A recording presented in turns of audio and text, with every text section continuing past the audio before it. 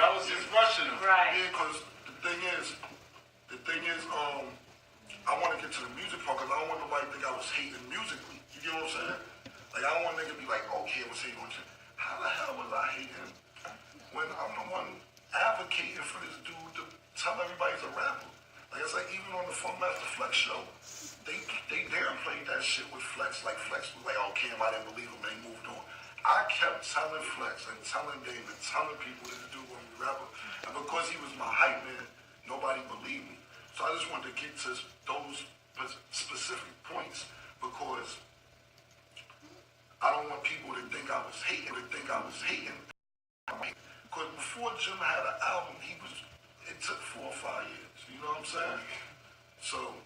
They wish you came on a Breakfast Club and gave this speech. What happened? Charlamagne. Yeah, Charlamagne. Yo, let me tell you something real quick. I'm gonna get back to the story. Charlamagne, Funk Master Flex, y'all niggas is the best fishermen in the world. You know, the problem is I'm not a fish. It's my bad, see the God, I'm not a fish. Y'all niggas get these niggas on these shows and throw no questions like, watch him bite. Niggas say, yo, watch him bite, yo.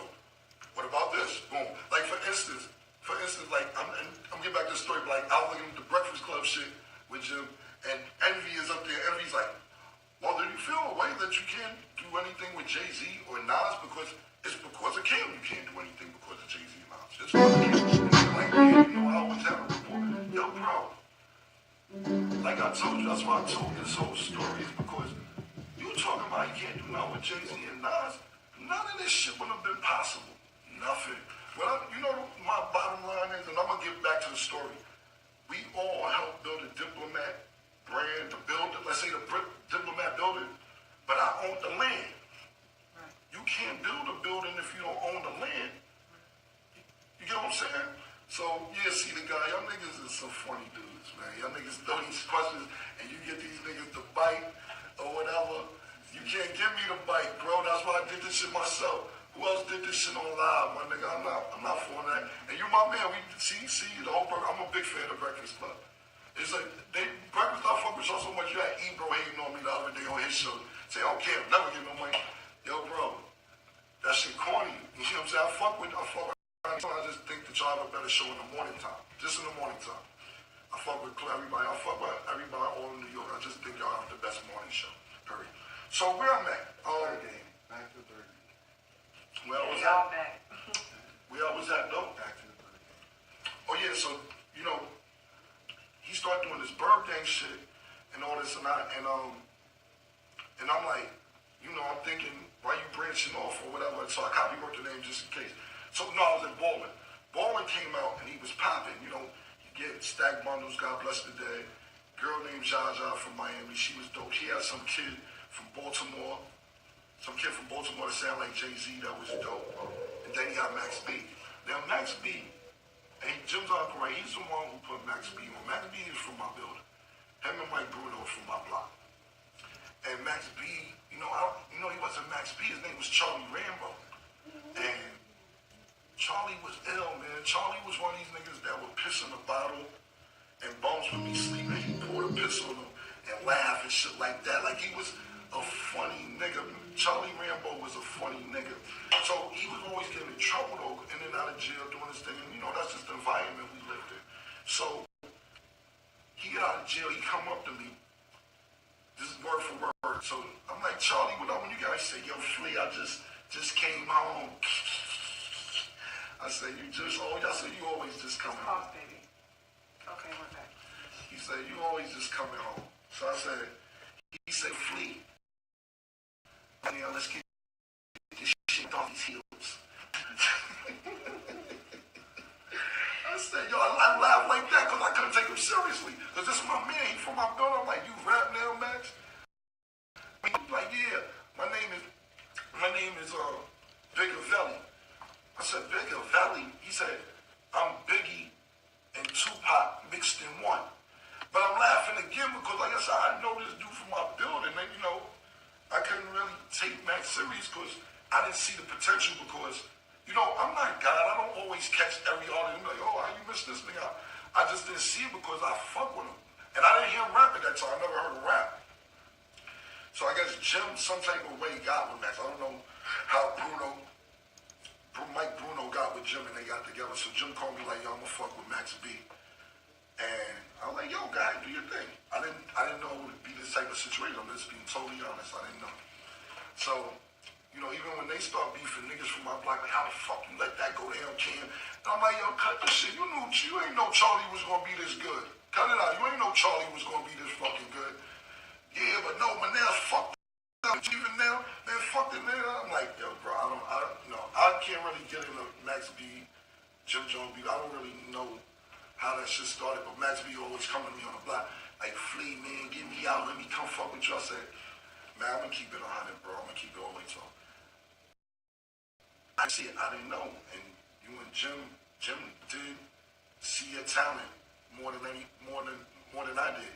So I can't just like motherfucking take you from Jim. It's his deal, and motherfucker, I didn't know you was gonna be this good. I wish I would have because we from the same building, but I just didn't know, and I'm being totally honest. So he's forming this brydgang shit, and I'm like, I thought we all supposed to be the diplomats. What's going on? This little side brydgang shit, you know what I'm saying? This little brydgang shit on the side. I'm like, back in my brain, like, let's start a fake beef. So I'm like, all right, this nigga's branching off. I see him branching off. It's cool, ain't no problem. But this still my man. We ain't have no friction or nothing. So Ballin come out, like I said, we ain't have no problem when Ballin came out. I came to video late or whatever. I seen him say I never came to one of his shows. I'm sorry, I don't remember not coming to one of your shows. I just don't believe that. I'm not gonna sit here and say, maybe the way he described it, he said I never surprised him about it. Well, maybe I didn't surprise him, but I came to plenty of your shows. I wasn't hating. Why would I hate when I've been fighting for you to be a rapper for 10 years? So what happened was this, and I'm just being totally honest, man. This is when everything got fucked all the way up, B. I'm being honest, B. I'm telling you the truth. He can say I come to the show. He can lie and say I robbed him of millions of dollars. I ain't robbed nobody because, let me explain something to you. This was the deal. Juelz was signed to me. And that's it. I had the Diplomat album and Juelz was signed to me. That's it. I ain't had no paperwork with J.R. Writer. I had no paperwork with Hal Rudder, my niggas. Them niggas with the baby gram and did their own deal, and that was cool. They could use the bird. Fuck it. It's all good. Jim never had no paperwork with Jim, so how did I rob him? I was eating, I'm not gonna lie, off the Diplomat album, my album, and I had a joint venture deal with Juelz album with Def Jam. Cool. So what I was saying is we got the Diplomat brand. I seen niggas get $100 million checks. So Rockefeller, we shooting an old boy video. Kevin Lyles and Leo Cohen, these dudes came and presented Rockefeller, Dame Dash Biggs, and Jay-Z with our check for $125 million. I don't know how much Irvin Murder Inc. got. They was getting some mad bread over there. Rough Riders had just caught him. Shout out to D from Rough Riders. He caught a wild check over there. And I'm like, yo, when I seen them niggas cash out for $125 million, I'm like, we got to keep grinding. We got to. Because right then and there, I would say we was probably worth 15, 20 million at the time. Like, we ain't gonna go for no 15, 20 million. I just seen the nigga hand a nigga a check for $125 million. So, I don't know what he said. I robbed him of it. I didn't rob him of anything. He had these artists, and like somebody's throwing no shade. You have Max B. You got Stack Bundles. Them two alone. Put them out. You could have ate. You know what I'm saying? Jim kept using them for his albums instead of putting them out. And like I be telling people, I'm like, you know, Jim, if you think about it, just think about it. And like I said, I gotta always say no shade because everybody can say. Jim never put no artists out. Jim has never put an artist out. I got all the artists. I got all the talent. I was in the street recruiting all these rappers. Jim ended up getting some rappers, and what he did was use them for his album instead of putting them out. Max B may not be in jail if you put his album out. Or Stack Bundles might have got out of Far Rock if he had an album out. Jim never put these people album out. You know what I'm saying? If just, you know, like I said, no shade, just think about it. Google it. Do the homework. What artists he put out. I'm not dissing. I'm not dissing at all. I'll sit here and wait for somebody. Tell me if they tell me what album he put out. No. Shit, crickets. The real crickets are getting in the back.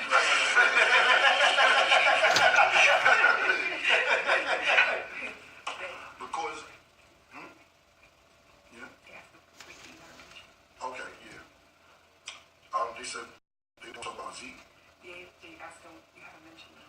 Oh yeah, no, they late. Whoever said I ain't mentioned Zeke is bugging. I didn't. I don't know who told you Zeke ran the club in Ohio. I ain't mentioned Zeke. Fam, Zeke, okay, real quick, Zeke is the one. Jim did bring Zeke around, this is true, but me and Zeke built a rapport, which was crazy. So when I went to Ohio and got a club, Zeke ran the whole club. It was my club, but he was the manager of the club. You know what I'm saying? Zeke is the nigga. We got rich. This is what I'm trying to tell you. I was in Ohio and Chicago running 2 clubs, and Zeke ran the clubs. He's the one who ran the clubs. That's my nigga. I love Zeke. That's my motherfucking brother. That nigga had your film when the shit was fucked up. Zeke ran the motherfucking clubs for me, and we got rich. Zeke is ran the motherfucking clubs. Like I told nigga, like fucking Quick in Harlem Nights, and I was Sugar Ray. So whoever say I mentioned Zeke, I was just late because I love Zeke. That's my nigga, my nigga. Like I wasn't about to make it to. You want another soda? No, good. I wouldn't have been able to survive to make it to Diplomats if it wasn't for Zeke. Because, like I said, me and Juelz was in Ohio, and Juelz wasn't even out there in the club. He was too young. He was not young enough to get in the club, but he was out there. He was out there. Because I was like, yo, you gotta rap. Because Juelz, let me tell you something about Juelz. Juelz was the most talented nigga in the world, but sometimes he needed that push.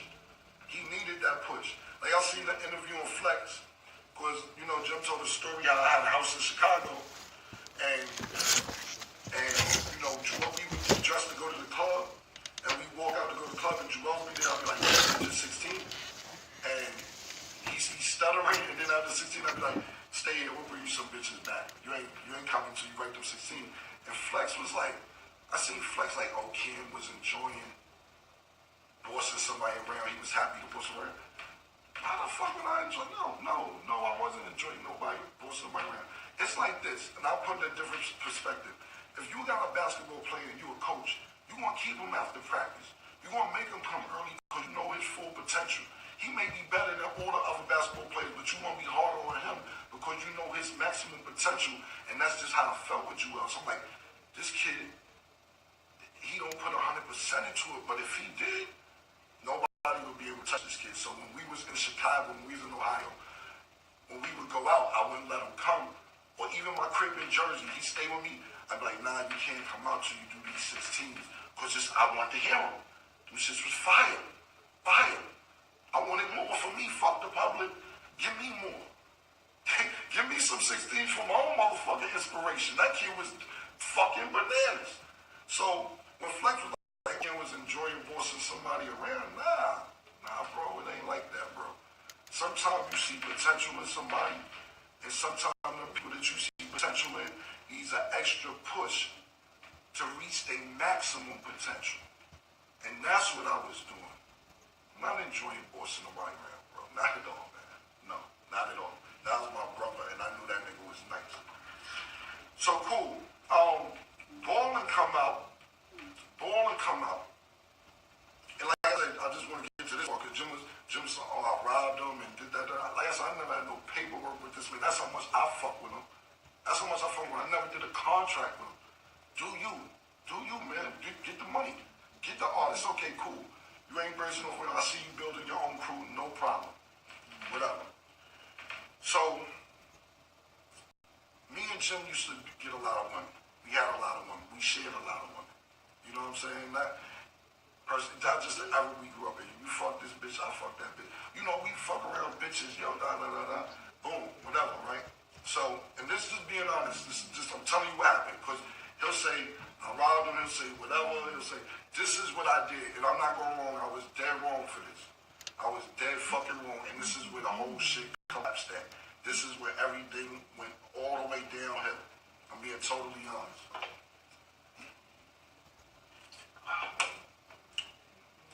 Jim met Chrissy.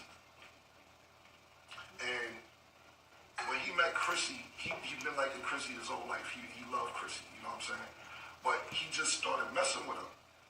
So, back then, it wasn't, even though now it's cool, back then, or even back then it might have been cool, we was just kind of new to having millions of dollars in money or whatever. So, Jim just meet Chrissy and he started messing with her, and he buying her bags and buying her shoes, like the first 2-3 weeks he met her or whatever.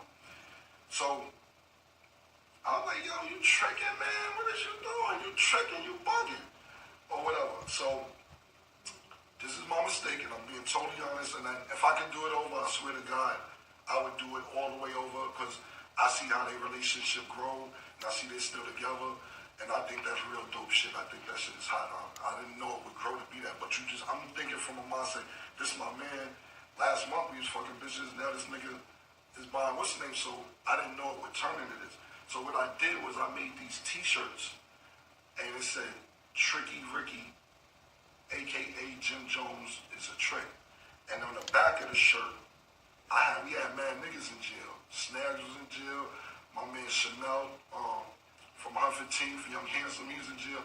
We had a lot of niggas in jail at the time. And I was sending them money. So I made the shirt that said Jim Jones, Tricky Ricky. And he not looking out for none of our niggas in jail. And on the back of the shirt, I had all our niggas in jail, and I had called them a trick. But I wasn't looking like that. I'm looking like that's how we played. I wasn't trying to disrespect them because I didn't know their relationship would grow to be what it was. But them shirts hurt.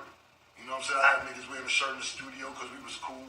Niggas wearing a shirt, everybody wearing a shirt. It was just a joke. I didn't know. He took that shit serious, B. He took it serious. And to this day, I'll be man enough, I apologize about doing that. I really do. I apologize about that. But it's not from the perspective of that's my man. We fucked some bitches together last week, 2 weeks ago, a month ago. I didn't know it was like that. It was going to turn to this, and I'm happy how they really should grow. After I did that shirt, though, everything was downhill. And niggas start acting like it's the business.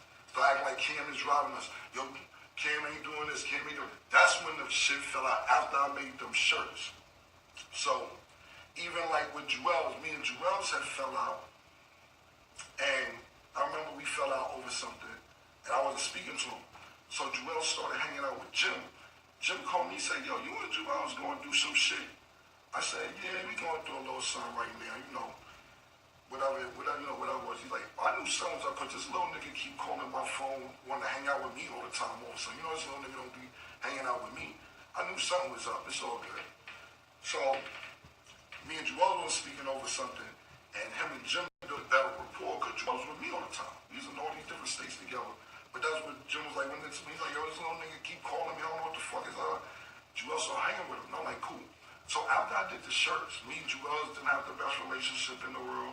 Then I did the shirt, me and Jim's relationship wasn't really doing well. So them niggas started doing shit together, which was fine with me. It didn't matter to me either. That was cool. It was all good. And that's how the relationship between me and Jim Jones went bad. Nobody really knows this though. You know what I'm saying? Cool. I don't have no problem with that. Cool. In my brain, I'm like, let's just keep whatever the problems is covered up so we can get the $125 million that Rockefeller got. Rockefeller got the $125 million. Let's go get the $125 million that them niggas got. Let's get it. If we got problems, so what? Sweep them shits under the rug. Don't tell nobody, whatever. Cool. So, I'm downtown at the club one night. I'm by myself. I'm chilling at the club. Jim is he's a blood at this time. I tell you, Jim is blood. So I don't know. I'm not a blood. I'm not a gang member. I'm not none of that. I'm just Camron Giles. I'm cool with all the gang niggas, Crips, the Bloods, all my niggas, both on both sides. I'm just not a gang member. So Jim got all type of beef or whatever. If he got a problem, cool. Ain't no problem. I got a problem too. I don't know he got a problem with some nigga with True Life. I guess they was beefing or whatever. So, them two niggas is beefing, whatever. I'm downtown at the club by myself, Dolo. True Life and like 3 niggas get out of car. I was like, yeah, fuck dipset, da-da-da. We get into an altercation down at the club. It's like 3 or 4 of these niggas and it's me. So we get in an altercation. The next day it's publicized, it's all blown out of proportion, whatever. To me, that shit was cool. I got caught slipping. I didn't know motherfucking. I was beefing with this nigga, but it's fine. I don't got no problem. It is what it is. That's part of the street shit. So, you know, it's on the radio, whatever. Jim goes on the radio that night and tell Miss Info. This is how, I'm gonna be honest with you. A lot of shit was built off the diplomat shit. Miss Info, she ended up getting a job. Her name was Minion. She ended up getting a job at High 97 off of this shit called Miss Info, because she knew us. I had a personal relation with Miss Info, and Jim did too, off the whole shit or whatever. But the moral story is, he calls Miss Info and tells people on radio, after I get this altercation, yo, Cam's on punishment. Huh? Cam's on punishment. Miss Info's on the radio. Nobody knows we got a problem, whether about the shirts, whether with juelz, the public don't notice. And my thing is, keep shit in the house. To me, all this shit we doing right now is bird shit. But I just don't want niggas thinking I'm some bad type of guy or whatever. This is why I'm doing this shit. I think this shit is bird shit. Personally, motherfucking being on live and when a nigga got my motherfucking phone number. I think this shit is stupid. Jim gets on the radio and says Cam is on punishment. What the fuck you talking to? Who the fuck I'm on punishment? Who the fuck is niggas talking to? So that's when shit started getting public. And I'm like, yo, bro, this is the nigga out of line telling me some shit like that. So I'm sitting there like, I'm on punishment. Alright, cool. I ignore this shit, whatever. Now the public knows we got problems. Nobody in the public ever knew we had problems. Cool. You wanna make it publicized? Cool. I'm on punishment for getting an altercation with a nigga you got a problem with. And the same nigga you talking about took your jewelry. You know, you go on YouTube, Jojo Capone, shout out to Joe, I seen Jojo, you know, all that shit is old, so Jojo Capone, shout out to Jojo Capone, and True Life, I just seen Jojo in Chicago, shout out to him. And like I said, all this shit is old, this ain't shout out because he did that, I just seen him, we all go with him. How you gonna say I'm on punishment? Cause a nigga you got beef with that robbed you, got your shit. I don't even know you got beef with the nigga. These niggas got Jim jewelry on YouTube. Yeah, we took Jim Jones bringing all this other shit.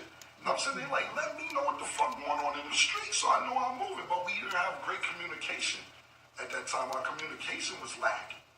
So I'm like, cool, nigga gonna say I'm on punishment, boom.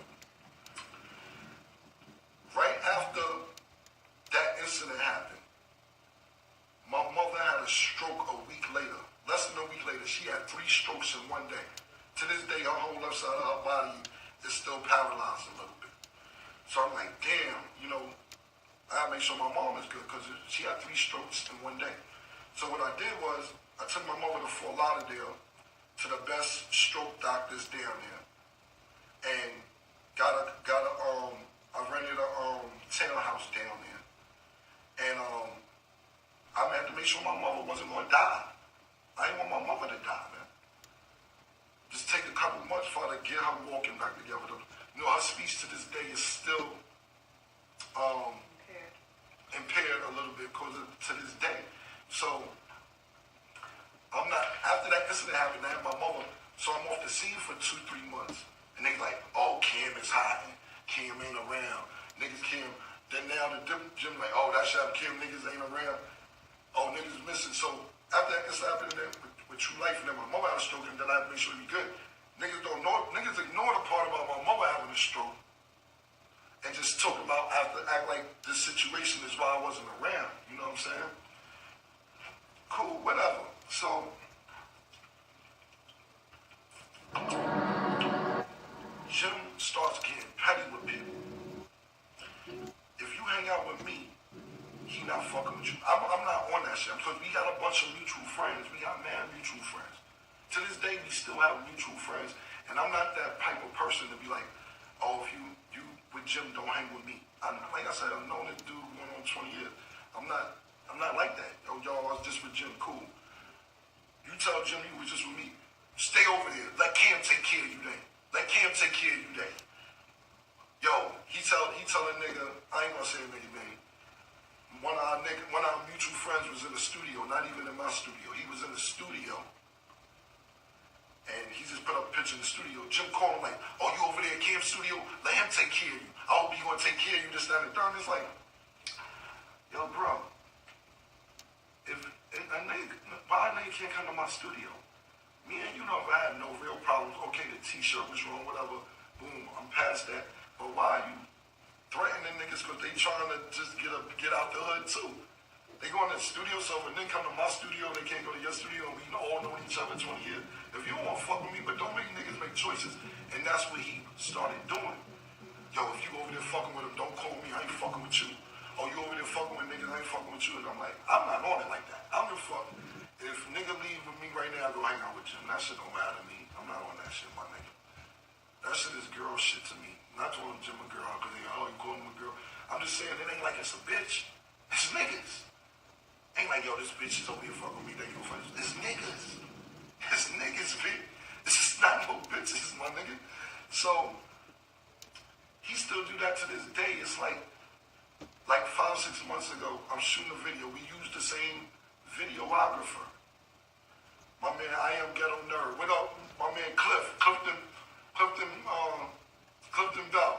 His name on Instagram, I'm pretty sure he's watching this. I am Ghetto Nerd.